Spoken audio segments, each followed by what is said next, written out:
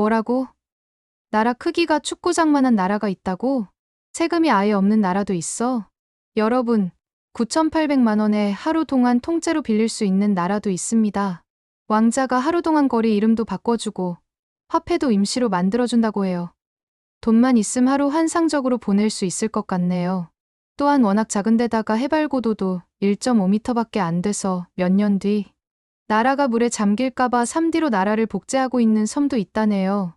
이 외에도 세계에서 가장 작은 나라 톱10의 여러 재미있는 이야기 함께 살펴보시면서 우리나라는 그에 비하면 큰 나라구나 하며 한번 웃어보실까요? 자, 시작합니다. 이야기 시작 전 구독, 좋아요 눌러주세요. 이야기할 때 큰 힘이 됩니다. 세상에는 러시아처럼 엄청나게 넓은 나라도 있지만 서울 여의도보다도 작은 나라들이 있다는 사실 알고 계셨습니까? 그런데 말이에요. 작다고 해서 약한 건 절대 아닙니다. 오히려 작기 때문에 더 특별하고 더 독특한 이야기를 품고 있는 나라들이죠. 오늘은 여러분과 함께 세계에서 가장 작은 나라 10곳을 여행해 봅니다. 10위부터 1위까지 점점 더 작고 신기한 나라들을 만나볼 거예요. 자, 그럼 첫 번째 나라로 떠나볼까요? 지중해의 푸른 바다 위에 떠 있는 작은 섬나라입니다. 10위는 몰타입니다. 면적이 316제곱킬로미터예요. 우리나라 제주도의 5분의 1 정도 크기죠. 그런데 이 작은 섬이 얼마나 대단한 곳인지 아십니까? 제2차 세계대전 때 일입니다. 독일과 이탈리아가 이 작은 섬을 무려 3년 동안 폭격했어요. 하루에도 12번씩 공습 사이렌이 울렸다고 합니다. 먹을 것도 없고 물도 부족했죠. 그런데 놀랍게도 이 작은 섬은 끝까지 항복하지 않았습니다. 그 결과 어떻게 됐을까요? 영국의 조지 6세 국왕이 나라 전체의 훈장을 수여했어요. 개인이 아니라 국가 전체의 말입니다. 조지 십자 훈장이라는 이름의 이 훈장은 지금도 몰타 국기에 새겨져 있습니다. 작은 섬이 큰 전쟁을 이겨낸 거죠. 그래서일까요? 몰타에선 참 신기한 일이 벌어집니다. 길거리 카페에 앉아 있으면 옆 테이블에선 그라치에 라고 이탈리아어로 인사하고 저쪽에선 메르하바 라고 아랍어로 말하고 또 다른 사람은 영어로 헬로우라고 해요. 로마 제국, 아랍 제국, 영국이 차례로 지배했던 역사가 언어에 그대로 남아있는 겁니다. 그런데 또 하나 재미있는 사실. 할리우드 영화 글래디에이터 보셨나요? 러셀 크로가 나온 그 유명한 영화요. 바로 그 거대한 콜로세움 장면이 몰타에서 촬영됐어요. 작은 섬이지만 큰 영화의 무대가 된 거죠. 자, 이제 제9위로 내려가 볼까요? 바로 신혼여행지로 유명한 바다 위의 낙원입니다. 9위는 몰디브입니다. 면적은 300제곱킬로미터, 투명한 바다 위에 떠 있는 하얀 리조트들. 우리나라 신혼부부들이 정말 많이 가는 곳이죠. 그런데 이 아름다운 나라에 놀라운 비밀이 있습니다. 바로 평균 해발 고도가 고작 1.5m라는 거예요. 어른 키보다도 낮습니다.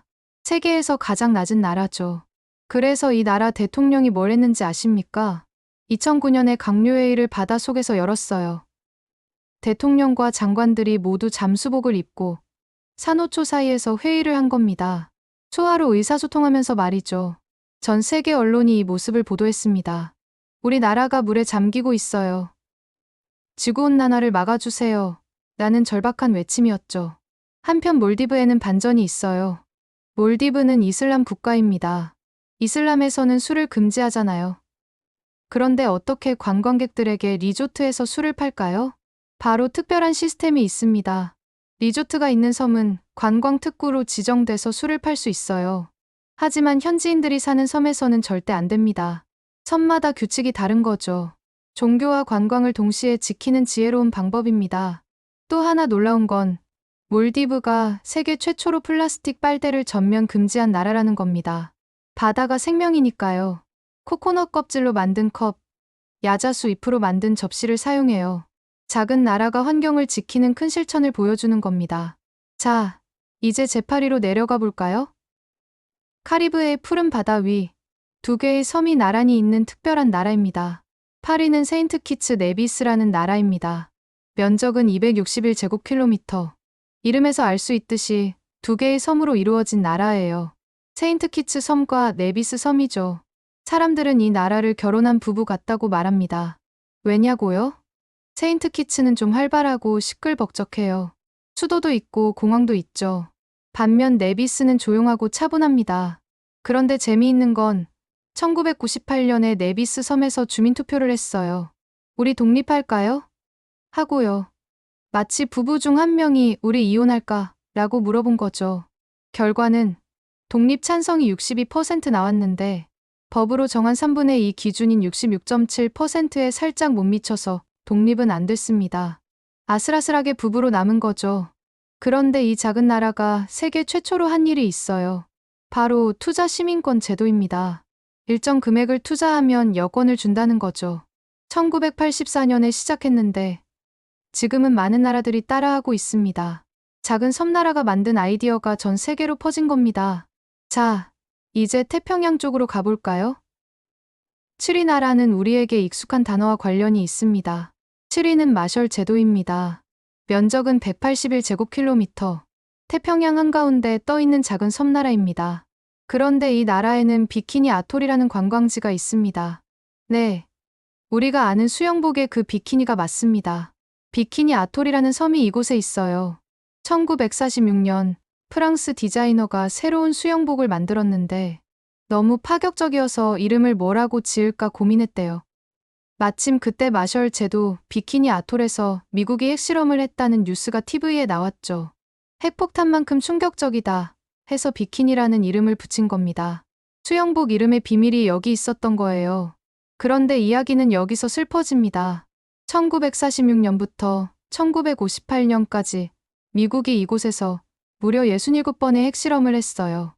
섬 주민들은 강제로 다른 섬으로 옮겨졌고 지금도 방사능 때문에 고향에 돌아가지 못하고 있습니다. 작은 섬나라가 강대국의 실험장이 된 아픈 역사죠. 하지만 마셜 제도는 포기하지 않았습니다. 2014년 이 작은 나라가 유엔에서 세계 강대국들을 상대로 핵무기 감축 소송을 제기했어요. 인구 5만 명도 안 되는 나라가 미국, 러시아, 중국을 상대로 싸운 겁니다. 우리가 당한 고통을 다른 나라는 당하지 말아야 한다는 외침이었죠. 비록 소송에서는 졌지만 전 세계에 큰 메시지를 던진 용기 있는 나라입니다. 그리고 또 하나 놀라운 사실. 마셜 제도는 미국 달러를 쓰고 미국과 자유연합 관계예요. 마셜 제도 사람들은 미국 비자 없이 미국에 가서 일할 수 있습니다. 작은 나라가 살아남기 위해 선택한 지혜로운 동맹이죠. 자, 이제 다시 유럽으로 돌아가 볼까요? 6위는 알프스 산맥 사이에 숨어있는 신비로운 나라입니다. 6위는 리히텐슈타인입니다. 면적은 160제곱킬로미터.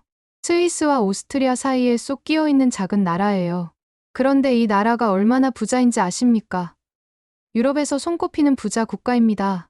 비결은 세금이에요. 세금이 아주 적거든요. 그래서 전 세계 기업들이 이곳에 본사를 두고 싶어 합니다. 작은 나라지만 1인당 국민소득이 우리나라보다 훨씬 높아요. 그런데 이 나라에는 군대가 없습니다. 더 신기한 거는 그런데도 불구하고 한 번도 침략받지 않았다는 사실이에요. 그 이유는 다들 리히텐슈타인이 어딨더라? 했기 때문이죠. 너무 작아 어디 있는지 찾을 수가 없어서 침공을 못했다는 무척 웃기고 슬픈 이야기이죠. 군대는 1866년에 해산했어요. 왜냐고요? 우리는 작아서 전쟁을 해봤자 이길 수 없다. 차라리 평화롭게 지내자. 이렇게 생각한 거죠. 그런데 전설로 내려오는 웃긴 에피소드가 있습니다. 마지막 군사훈련 때 80명의 군인이 출정했는데요.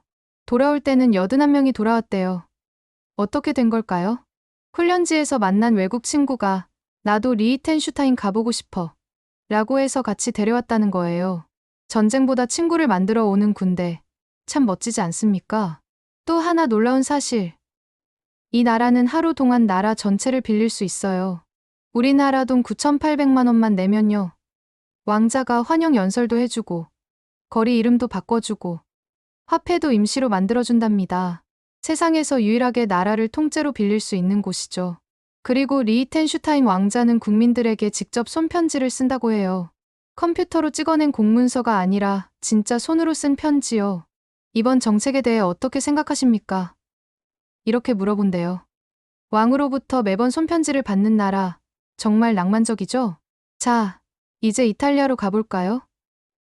5위는 산 위의 요새 같은 곳입니다. 5위는 산마리노입니다. 면적은 61제곱킬로미터. 이탈리아 한복판에 있는 작은 나라예요. 산꼭대기에 있는 성벽으로 둘러싸인 나라죠. 그런데 이 나라가 얼마나 오래됐는지 아십니까? 무려 지금으로부터 1700년 전인 301년에 세워졌어요. 세계에서 가장 오래된 공화국이에요.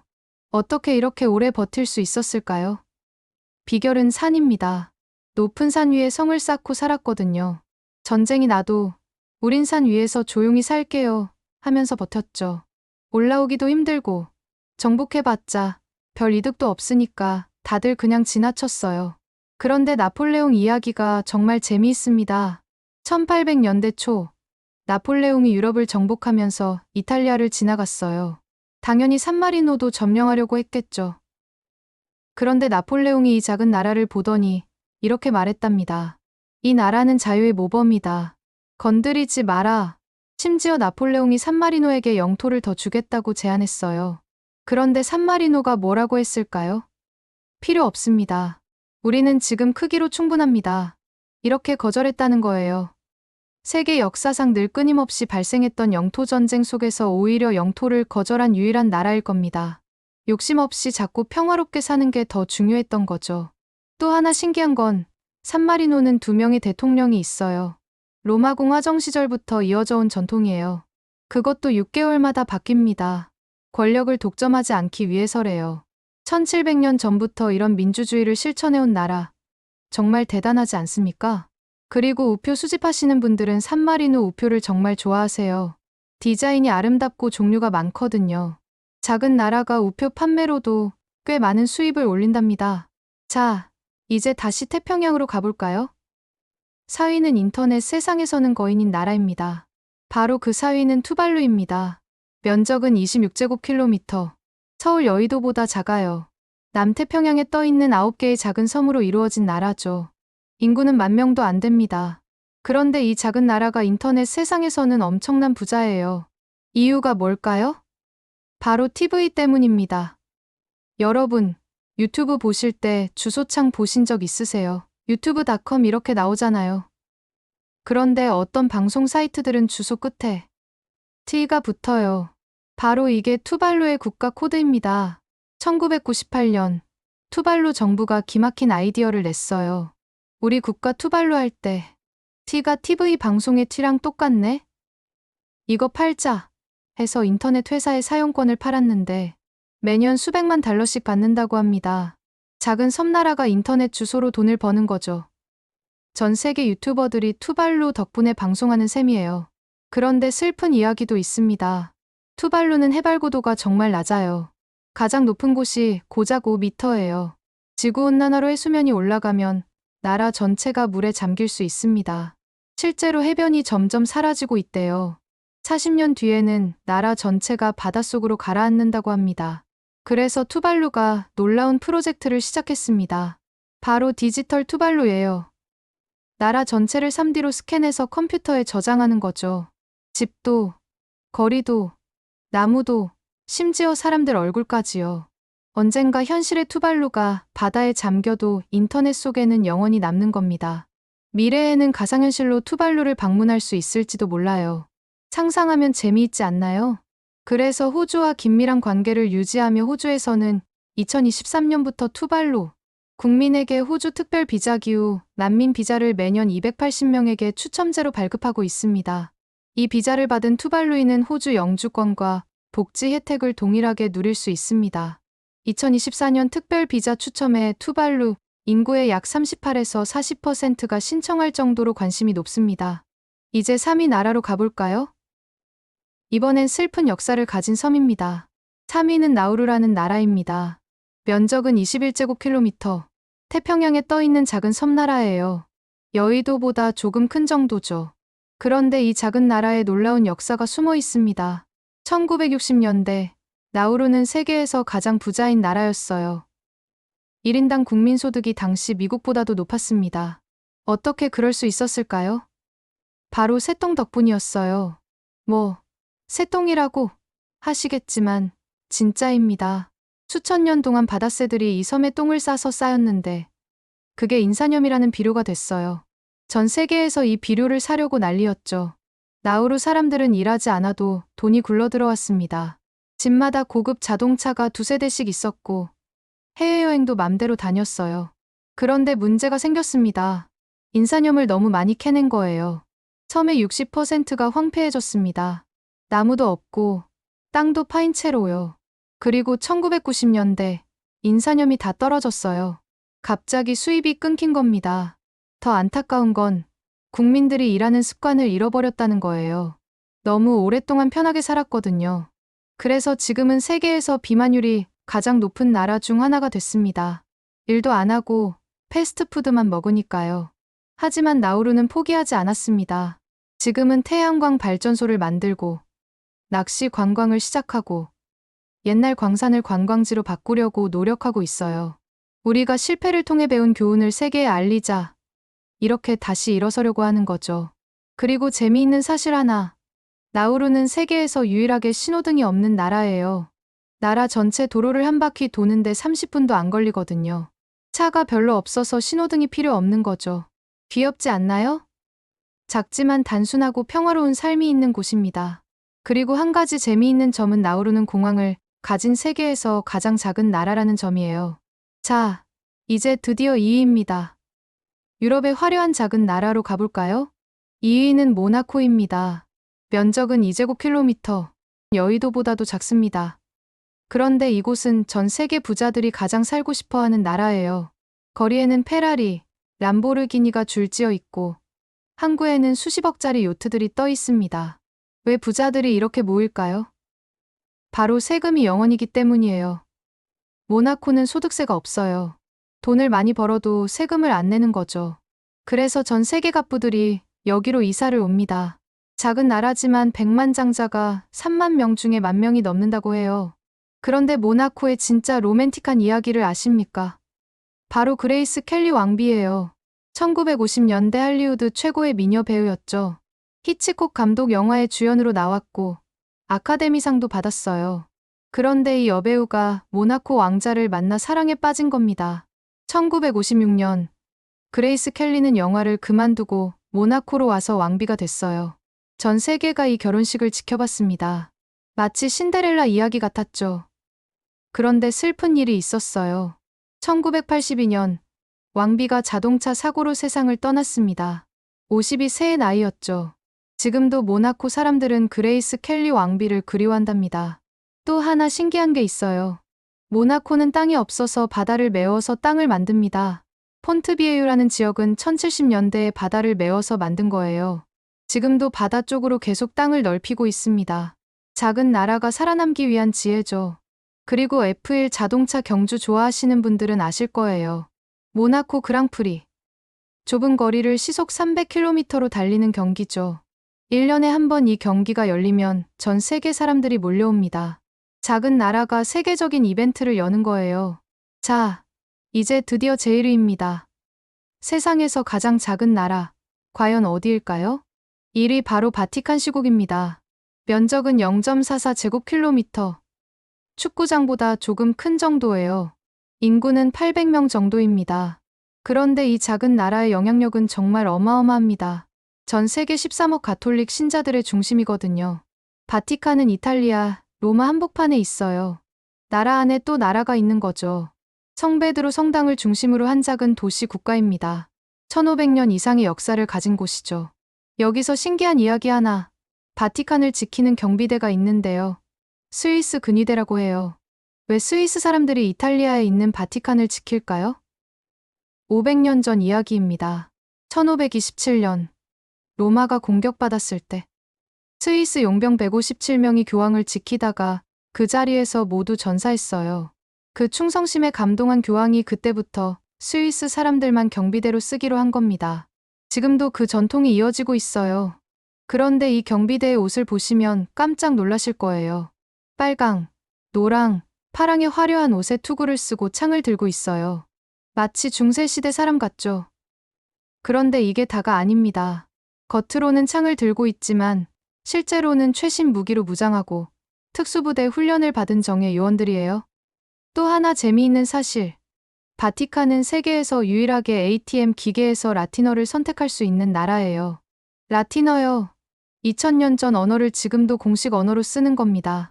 교황의 공식 문서도 라틴어로 작성돼요. 그리고 여러분, 놀라운 사실 하나 더. 바티칸은 통계상으로 세계에서 범죄율이 가장 높은 나라입니다. 그 코딱지만한 나라에서 범죄율이 제일 높다고 하시겠지만 사실이에요. 인구가 800명밖에 안 되는데 매일 수만 명의 관광객이 와서 소매치기를 당하거든요. 그래서 인구 대비 범죄율이 높게 나오는 거죠. 물론 살인 같은 강력 범죄는 거의 없습니다. 바티칸에는 세계적인 예술품들이 가득합니다. 미켈란젤로가 그린 천장화, 천지창조를 보신 적 있으세요? 시스티나 성당 천장에 그려진 그 유명한 그림이 바로 여기 있어요. 미켈란젤로가 4년 동안 누워서 천장을 보며 그렸다고 합니다. 목이 얼마나 아팠을까요? 그리고 또 하나 놀라운 사실. 바티칸은 천문대를 운영합니다. 종교 국가가 웬 천문대? 하실 수 있는데요. 교황청은 과학을 종교의 적으로 보지 않아요. 오히려 신의 창조를 이해하려면 우주를 연구해야 한다고 생각하죠. 실제로 바티칸 천문대 과학자들이 소행성을 발견하기도 했어요. 신앙과 과학이 함께하는 특별한 나라입니다. 자, 여러분 어떠셨나요? 12몰타부터 1위. 바티칸까지 세계에서 가장 작은 나라 10곳을 함께 여행했습니다. 생각해보면 참 신기하지 않습니까? 이 작은 나라들이 각자 엄청난 이야기를 품고 있었죠. 몰타는 전쟁을 이겨냈고, 몰디브는 환경을 지키고, 리히텐슈타인은 평화를 선택했고, 투발루는 디지털로 미래를 준비하고 있습니다. 나우루는 실패에서 배웠고, 모나코는 로맨스를 만들었죠. 우리가 오늘 배운 건 뭘까요? 크기가 중요한 게 아니라는 겁니다. 작아도 지혜롭게 살면 존중받을 수 있고, 작아도 용기를 내면 세상을 바꿀 수 있습니다. 작아도 자신의 정체성을 지키면 아름답게 빛날 수 있죠. 우리네 인생도 마찬가지가 아닐까요? 남들보다 작게 보이고 힘이 없어 보여도 괜찮습니다. 중요한 건 우리가 어떻게 사느냐, 무엇을 지키느냐, 어떤 가치를 품고 있느냐는 거죠. 바티칸처럼 작아도 큰 영향력을 가질 수 있고, 산마리노처럼 욕심 없이 평화롭게 살 수 있고, 마셜 제도처럼 작아도 정의를 외칠 수 있습니다. 크기가 아니라 마음이 우리를 만드는 겁니다. 오늘 이 작은 나라들의 이야기가 여러분께 작은 위로가 되었기를 바랍니다. 우리 모두 각자의 방식으로 반짝이는 보석으로 지금까지 살아왔으니까요. 긴 여행 함께 해주셔서 감사합니다. 여러분의 구독, 좋아요도 버튼 꾹 부탁드려요. 그리고 여러분의 생각도 댓글로 남겨주세요.